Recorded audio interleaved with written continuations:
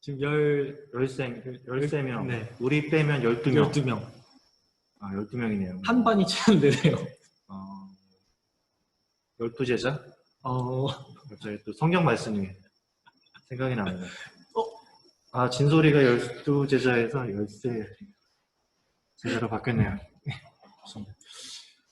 네, 오늘도 수업을 이제 해봐야 되는데요. 지난 또 한 주를 쉬고 나니까 오랜만에 이렇게 수업을 하게 되는 느낌이에요.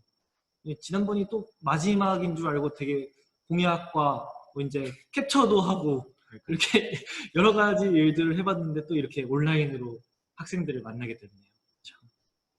제가 다음 주까지 할 것 같죠? 네. 오늘이 또 마지막일까 하고 이제 저도 준비는 오늘이 마지막이지 않을까요? 이렇게 준비를 했는데 어제 또 계약이 연기됐다고 발표가 났었죠. 학생들 중에 또 오프라인 계약이 좀 온라인 계약이 아쉬워서 네.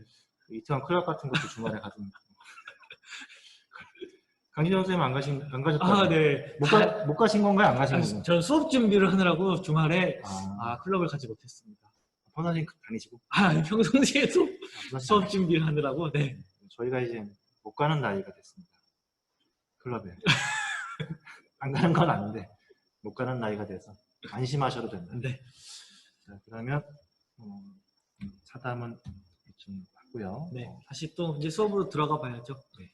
이렇게 다시 또 온라인 수업을 만났으니 또 오늘 알찬 내용으로 우리를 둘러싼 환경에 대해서 또 알아보도록 하겠습니다. 화면 공유를 하고 시작하겠습니다. 네, 오늘 생태와 환경 4차 시 수업입니다. 지난 차시 복습부터 이제 시작을 할 텐데요.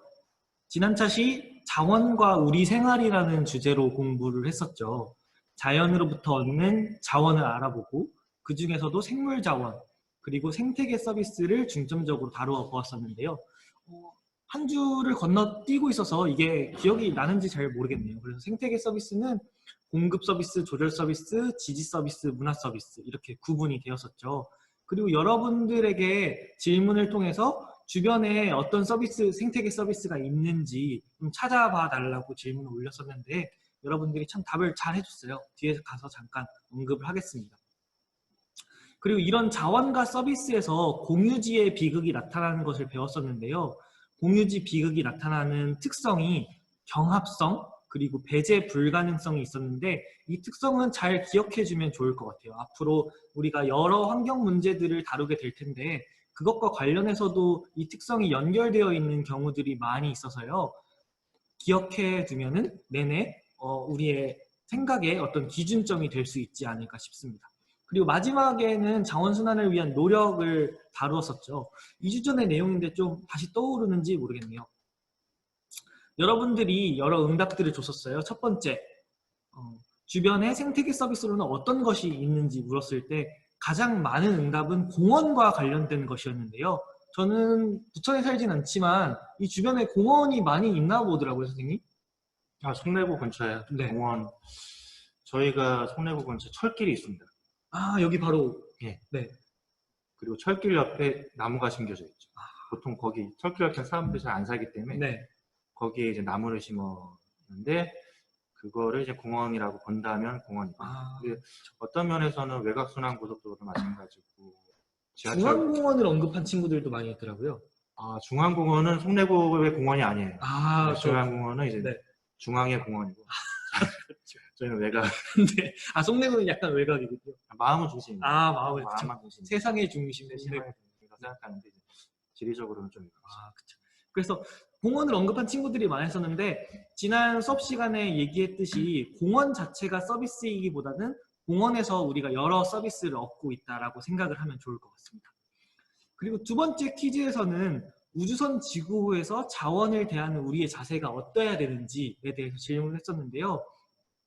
한 학생이 아주 인상 깊은 대답을 해줬어요. 그래서 지구호라는 상황에서 집중해야 하는 것이 이미 발사되어 어딘가를 날아가고 있다는 것이다 라고 대답을 해줬는데 그렇기 때문에 다른 연료를 채울 수 없다면은 우리가 주어진 연료 안에서만 사용을 해야 된다는 것이죠. 그래서 이 발사되어 어딘가로 날아가고 있다는 생각을 했다는 것이 선생님으로서는 조금 아주 인상 깊은 기분이었습니다. 어디로 날아가는 걸까요? 그렇죠. 어딘가를 향해서 계속 날아가고 있는데 그곳이 어디인지. 근데 실제 그 우주를 다룬 그런 프로그램 보면은 네. 우리는 태양계 주변을 돈다고 생각하잖아요. 아, 그쵸. 근데 실제는 태양과 우리가 우주를 향해 날아가고 있는 거예요. 그쵸. 이렇게 돌면서 날아가고 있는 그죠. 것이 보이죠? 우리는 이렇게 정지되어 있는 궤도에서 태양 주변을 돈다고 생각하는데 실제적인 과학적인 개념은 우주가 팽창하다 보니까 지구도 이게 우리가 생각하는 원운동의 그런 모양보다는 되게 나선형으로 이렇게 빠르게 어딘가에 나아가고. 그럼 그 측면에서 보면은 이 학생의 말이 정말 맞는 말이네요. 굉장히 훌륭한 학생이에요. 누군지 이렇게 댓글 남겨주시면 저희가 또 안재정 선생님께서 저 칼세이건의 코스모스를 선물로 굉장히 두꺼운 책인 걸로 알고 있는데 저희는 뭐 그런 거 독서 퀴즈 대회 같은 건 학교입니다.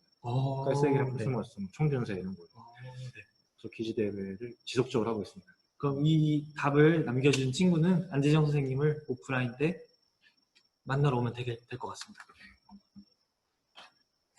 네, 그럼 이제 오늘 수업 속으로 이제 또 들어가 봐야겠죠.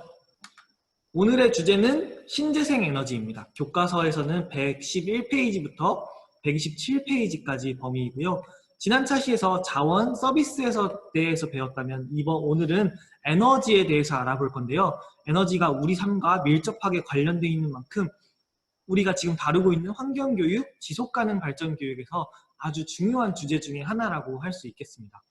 오늘은 신재생 에너지의 필요성을 알아보고 그리고 발전 현황과 어떤 종류로 신재생 에너지가 있는지 그리고 마지막으로는 신재생 에너지의 목적이 무엇이고 앞으로 우리는 어떤 에너지원을 확대해야 되는지 생각해 볼 수 있도록 하겠습니다. 듣기만 해도 재미없을 것 같아요. 그쵸. 오늘 또 어떻게 재밌게 해야 되나 도입을 무엇으로 해야 되나 고민이 많았는데요. 이번에도 기후변화 준비해봤습니다. 사실 매 시간에 조금씩 기후변화가 언급이 되고 있는 것 같아요. 근데 매 시간에 기후변화가 언급되고 있다는 것은 우리 시대에 참 기후변화가 큰 영향을 주고 있다는 것인데요. 다양한 방면에서 기후변화가 언급되고 있다는 것이겠죠. 안재정 선생님께서 OT 시간에도 기후변화를 언급해 주셨었어요. 그리고 또 한 파트로 기후변화가 수업으로 다루어질 예정이기도 하죠. 근데 뭐 그대로 얘기했지만 학생들이 기후변화, 특히 우리나라 학생들은 기후변화를 잘 몰라요. 그쵸. 못 느끼기 때문에. 맞습니다. 근데 이제 저희가 만약에 온라인 수업이 장기화된다면 기후변화를 느낄 것이다. 왜냐면 집에 에어컨을 못 틀거든요. 엄마의 등짝 스매싱으로. 학교에서는 뭐 막 틀었는데 맞습니다. 집에서는 에어컨을 이렇게 쉽게 못 틀 상황이 있기 때문에 좀 더 체감할 수 있는 그런 계기가 될 수도 있겠네요. 지구온난화나 이런 거 체감하지 않아요. 네, 그래서 안재정 선생님께서 말씀해 주신 것처럼 기후변화가 이렇게 체험하기 어려운 특성을 갖고 있어요. 그래서 한 연구자는 우리의 인식 가운데서 기후변화가 불확실하고 체험 불가능성으로 나타난다. 그렇기 때문에 기후변화가 더 심화된다라고 말하기도 했었는데요. 오늘 수업을 통해서 에너지와 관계를 알아보면서 기후변화는 또 어떤 에너지와 연결고리가 있고 어떤 양상을 띠는지도 잠깐 언급해 보도록 하겠습니다. 오늘은 주제를 에너지로 다루는 만큼 에너지가 무엇인지 먼저 살펴보려고 하는데요. 에너지는 일을 할 수 있는 능력으로 정의가 됩니다. 우리가 식사를 하고 에너지를 만들어내고 그 에너지로 살아가는 것처럼 인류가 살아가는데 필수적인 요소가 에너지인 것이죠. 이런 에너지는 몇 단계를 거쳐서 발전해 왔는데요. 먼저 화산이나 산불 등을 통해서 생겨난 불을 이용해서 원시 시대에는 살아가기도 했죠. 그 이후에는 이제 자연 에너지라고 볼 수 있는 물, 바람, 태양 등을 활용하면서 농업이 발전하기도 했습니다. 그 이후에 이제 우리가 흔히 들었던 것처럼 18세기에 산업혁명기 화석 에너지를 사용하기 시작을 했고요. 그리고 19세기로 넘어오면서는 전기 에너지가 등장을 했는데 그 이후로 이제 현대 문명이 급속도로 발전하게 되었다고 볼 수 있습니다. 오늘날 우리가 사용하는 전기 에너지는 열, 동력 등 다른 형태로 변환이 용이해서 그리고 먼 곳까지 전송이 쉬운 장점을 갖고 있는데요. 하지만 단점은 저장이 어렵다는 특성이 있기도 합니다. 이 단점으로 인해서 여러 가지 문제가 발생하기도 하는데 이것들을 보다 자세하게 앞으로 알아보도록 하겠습니다. 그렇다면 우리나라에서는 에너지를 어떤 형태로 이용을 하고 있는가? 봤을 때 인류의 삶을 유지하기 위해 필요한 에너지와 기후변화가 어떻게 연결되는지 알아보기 위해서 한 가지 표를 갖고 왔습니다. 에너지가 우리 삶을 위해서 필요하고 기후변화라는 문제가 발생하는데 이 두 가지가 어떻게 연결되고 있느냐인 거죠. 여기서 왼쪽 축을 보면 여기 100만 TOE라고 적혀 있는데요. 이 단위가 새로울 것 같아서 먼저 설명을 하고 지나가겠습니다. TOE는 우리가 흔히 사용하는 킬로칼로리라는 열량이라고 표현하기도 하죠. 킬로칼로리로 표현하면 1000만 킬로칼로리라고 해요. 그래서 원유 1톤으로 생산할 수 있는 에너지의 양을 기준으로 했다고 합니다. 그래서 1TOE는 중형차 한 대가 서울과 부산을 16번 정도 왕복할 수 있는 휘발유 양이 되는데요. 여기서는 100만 TOE라는 기준으로 단위를 사용을 하고 있습니다. 잠시 단위를 설명했고 이 그래프에서 보다 중요한 내용을 보면 우리나라에서 수입 생산되어 공급되는 1차 소비량, 에너지 소비량 중에 2018년을 기준으로 보면은 석유, 석탄이 이렇게 한 200 정도를 차지하죠. 250 중에. 그래서 한 7, 80%가량이 석탄, 석유 등 화석 연료로 생산된다는 것인데요. 우리나라뿐 아니라 전 세계적으로도 비슷한 분포를 보인다고 볼 수 있습니다. 이렇게 화석 연료가 에너지로 직접 연결되기 때문에 기후변화가 이번 차시에도 또 등장할 수밖에 없었던 것이죠. 네. 그럼 우리나라가 지금 직간접적으로 기후변화에 많은 원인을 제공하는 국가. 그렇죠. 우리나라는 에너지를 다 수입을 하고 있고, 그리고 그 중에서도 화석연료로 생산하는 비율이 아주 높기 때문에 에너지만을 봤을 때, 물론 다른 것들도 기후변화에 많은 영향이 있지만 에너지만을 봤을 때도 기후변화에 아주 큰 기대한 영향을 주고 있다고 볼 수 있겠습니다. 이런 기후변화와 관련해서 파리 협약이 2015년 협정을 맺고 이제 2020년부터 발효가 돼서 진행이 되고 있는데요.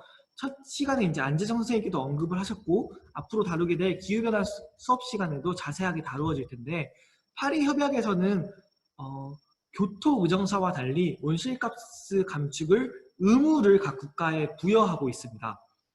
혹시 우리나라에서는 어느 정도 온실가스를 감축해야 되는지 친구들이 알고 있을까요? 그러니까 뭐 예를 들면 수치 아니면 비율 어떤 퍼센트라고 되어 있는데요. 지금 에너지에서 몇 프로 감축을 해야 되냐? 네.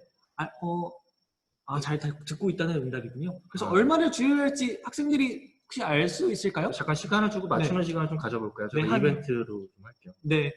안재정 선생님께서 급히 이벤트를 또 마련하셨는데요. 파리 협약에서는 각 국가별로 온실가스 감축 의무를 설정하고 있습니다. 우리나라에서는 얼마만큼의 에너지를 줄이도록 하고 있을까요? 퍼센테이지로 되어 있는데요. 뭐 1에서 10%, 10에서 20%? 너무 넓은 것 같아요. 그 이벤트를 하기엔 정확한 수치. 정확히 맞추셔야 돼요. 아무튼 50% 이하입니다. 30%라는 응답이 나왔는데요. 30%, 37. 오! 좋습니다. 이런 반응 보이면 안 돼요. 제가 너무 아마추어 같은 응답을 바로 보여버렸는데요. 네, 그래서 우리나라의 감축 목표는 2030년. 정재훈 학생이 정확히 맞췄네요. 네. 이런 학생이. 이제 좀 당황스러운데요. 네. 바로 수업으로 돌아가겠습니다. 그래서 이벤트는 안재정 선생님께서 여셨으니. 이벤트가 아마 인터넷 찬스를 쓰신 것 같긴 한데 계약을 하면 뭘 줄까요? 이번에 총균수를 주시나요? 코스모스와 함께 두꺼운 책 시리즈. 두꺼운 책 시리즈. 두껍기로 따지면 특이점이 온다. 한 800페이지. 네. 배구 될 수 있는 책들로 구성이 되어 있죠. 너무 높아서 못 배우잖아요. 목이 아픕니다. 그 정재훈 학생은 나중에 이렇게 제가 기억하고 있을 테니까 와서 보면 선생님이 아이스크림 하나 줄게요. 어차피 60년 이벤트로 아이스크림 먹기는 애시당초 걸린 것 같아서 60개를 개별적으로 푸는 걸로. 알겠습니다. 그래서 여기서 우리나라 이제 감축 목표가 2030년 배출 전망치 대비 37% 온실가스 감축이 필요하다라고 되어 있는데요. 여기서 배출 전망치라는 개념이 등장을 합니다. 영어로는 Business as usual이라고 해서 BAU라고 하는데요. 지금처럼 계속 비즈니스, 이 사업들을 유지했을 때, 우리의 생활 패턴, 산업을 유지했을 때 2030년에 어떨 것이냐를 예측을 하는 것이죠. 그런 다음에 그 배출 2030년에 예정대로 배출할 양에 대비해서 37%를 감축하는 것이 우리나라의 목표입니다. 여기서 오른쪽에 보면은 이제 2030년 배출 전망치가 이렇게 851백만 톤이 나오고 37%를 감축하는 것이 이제 2030년의 목표가 되는 것이죠. 이게 가능한 수치인가요? 37%. 예를 들면 뭐 몸무게를 37% 감축해야 된다. 불가능한 일이잖아요. 예를 들면. 그렇죠. 특별한 이유가 아닐 수 있겠지만. 그렇죠. 37% 100kg인 사람이 한 63kg. 그건 가능할 수 있겠네요.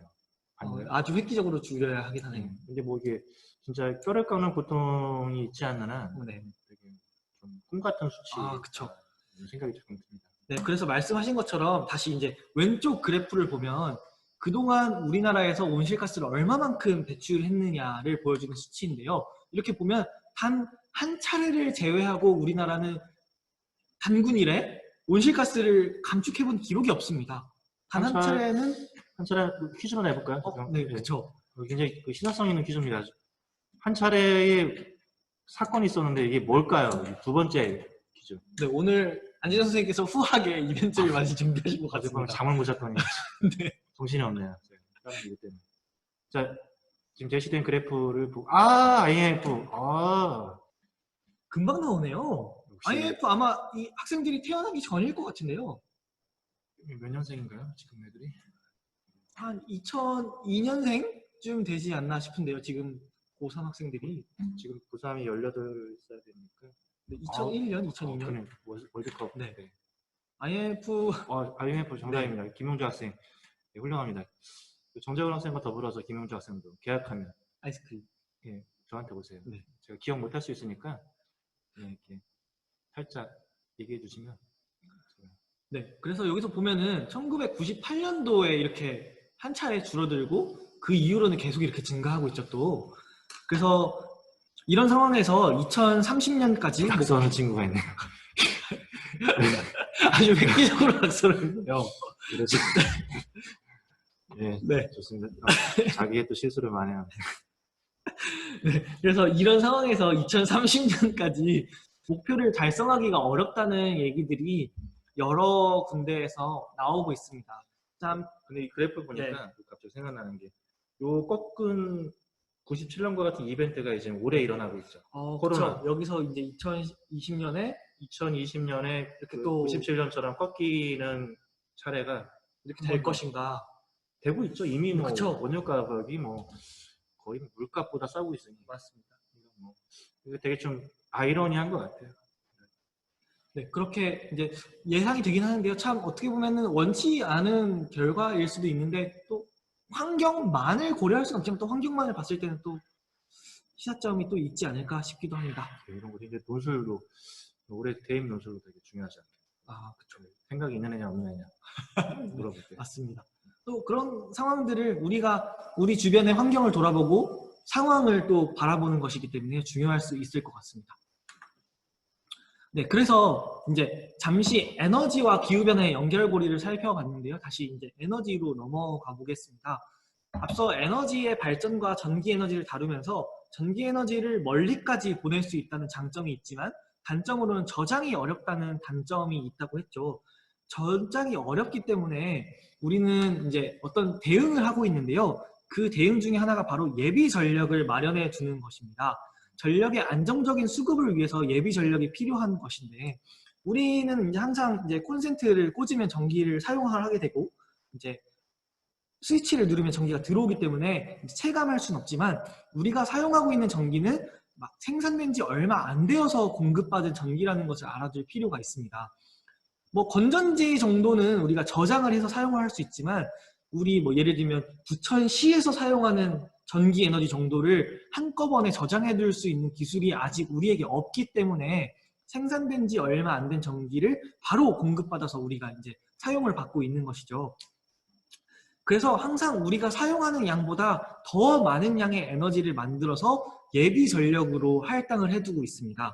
이제 다음 페이지에서 이제 또 보게 될 텐데 전력 소비량은 계속하여 증가하는 추세이기 때문에 예비 전력도 이제 계속해서 늘어날 수밖에 없는 것이죠. 그래서 예비 전력은 항상 이제 우리의 수요와 공급에 따라서 설정을 하게 되는데 어느 때는 예를 들면 여름에 굉장히 더운 날 에어컨을 또 많이 틀게 되거나 겨울에 난방기를 많이 가동을 하게 되면은 예비 전력이 우리가 설정한 수치보다 많이 낮아져서 대정전 사태가 예상되기도 합니다. 그럴 때는 또 이제 필요한 부분부터 송전을 하는 제한 송전이 이루어지기도 합니다.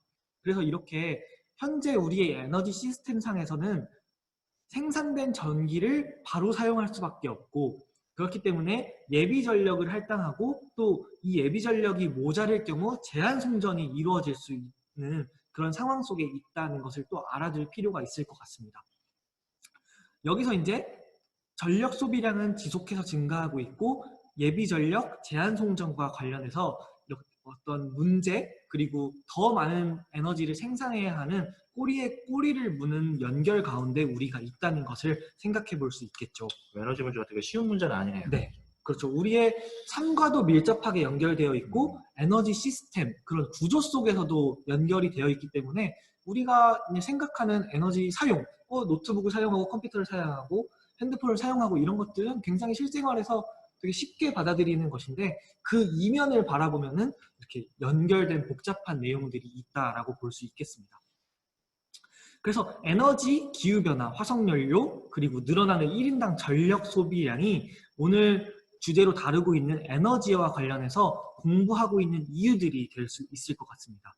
우리는 이렇게 전기에너지를 주로 사용하고 있고 전기에너지는 화석연료로 만들어지고 화석연료는 또 기후변화를 일으키게 되고 이로 인해서 새로운 에너지가 필요하게 된 것이 현재 우리의 인류가 당면한 상황입니다. 우리나라에서는 이런 상황에 대응하기 위해서 크게 두 가지 에너지 정책의 방향을 제시하고 있는데요.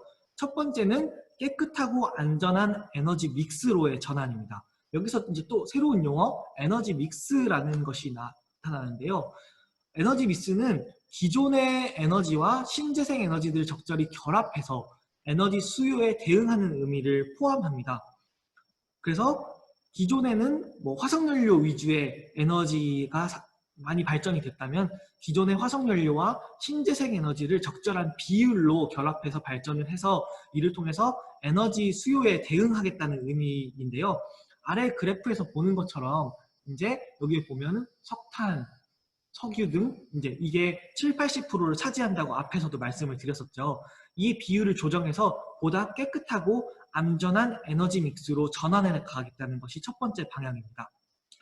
지금까지 이제 앞서 이제 안재정 선생님께서 질문해 주신 것처럼 에너지와 관련해서도 기후변화에 많이 기여하고 있다라고 말씀을 해주셨는데 우리나라는 안전이나 환경을 강조하는 글로벌 추세에 비해서 여전히 경제성 중심의 에너지 믹스를 유지했던 것이 사실입니다. 여기서 경제성 위주라고 하면은 쉽게 말해서 저렴한 에너지들로 우리나라의 에너지 정책을 펼쳤다는 것이죠. 쉽게 말하면 커피 믹스를 좀 싼 걸 먹었다. 그쵸. 근데 이제 원두를 이제 공정무역 원두를 사용한다든지 그리고 이제 네, 그렇죠. 갑자기 비율을 드시니까 설명하기가 어렵긴 하지만 네, 그렇게요. 커피 맛을 내기 위해서 네. 싼 믹스, 프리마. 네. 프림을 좀 저렴한 것을 사용했었는데 프리마를 모를 수도 있어요. 네. 친구들이 커피를 안 마시는 친구들도 많이 있을 거기 때문에 프리마를 안 먹습니다. 네. 그렇죠.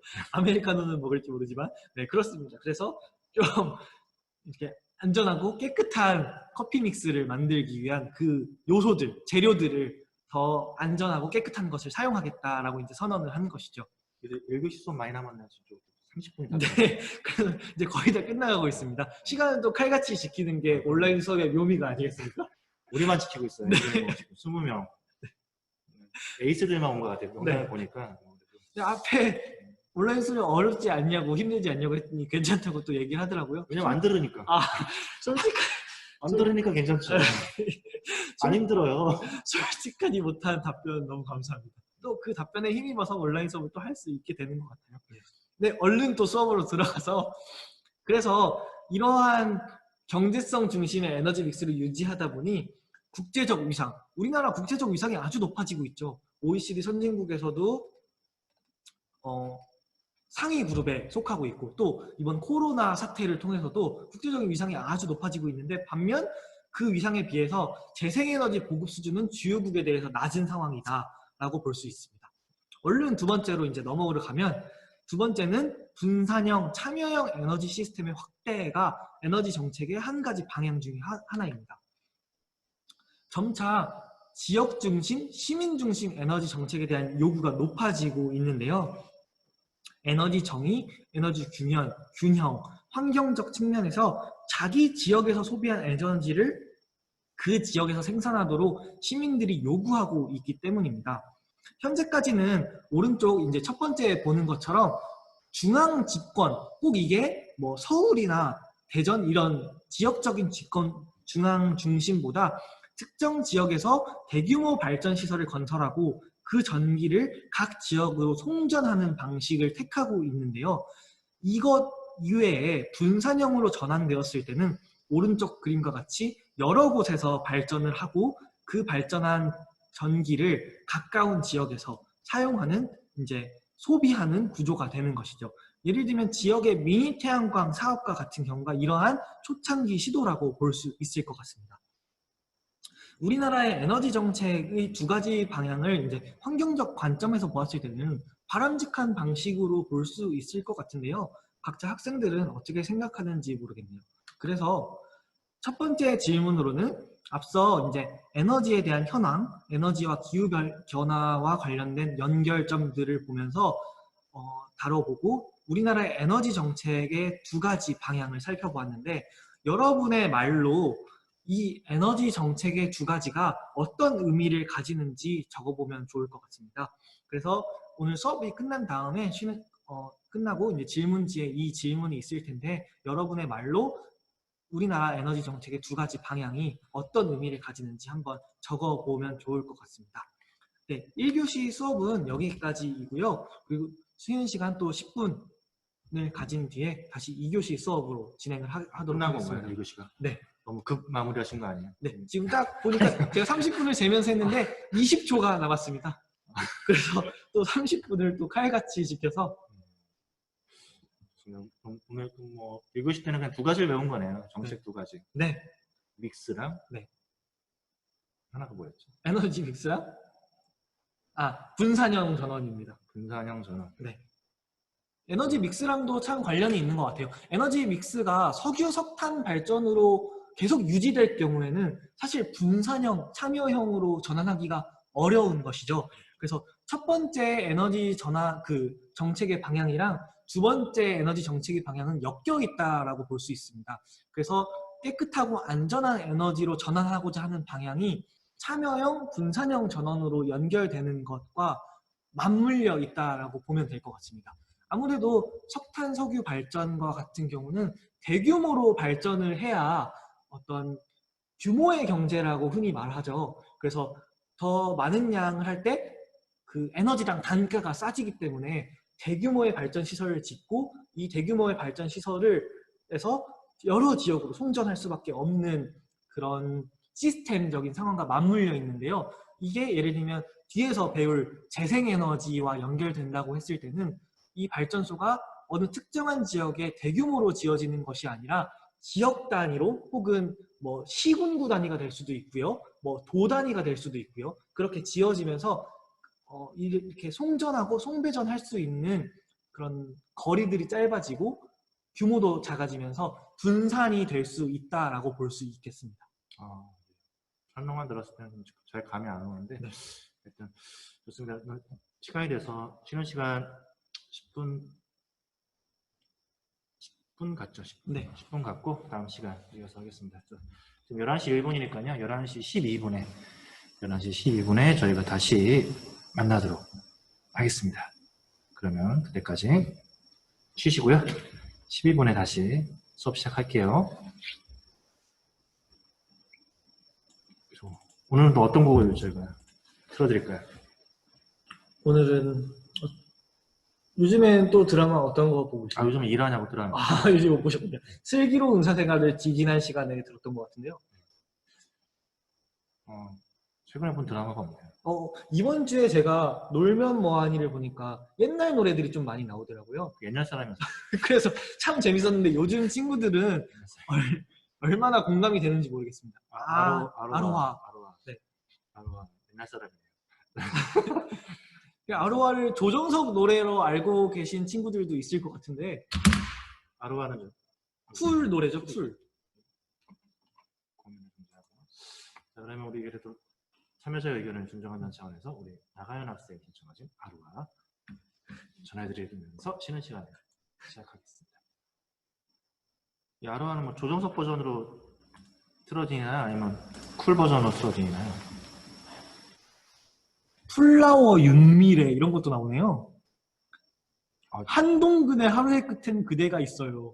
다 옛날 사람들이네요. 생각보다 다 옛날 사람들. 감성이 비슷한 것 같네요. 비슷한 거라기보다 그냥 옛날 사람이라고. 쿨 버전을 틀어달라고 쿨 버전으로? 그래요. 또 제가 또 틀었는데 조정석 버전으로 찾은지 어떻게 아시고 또 쿨 버전. 그러면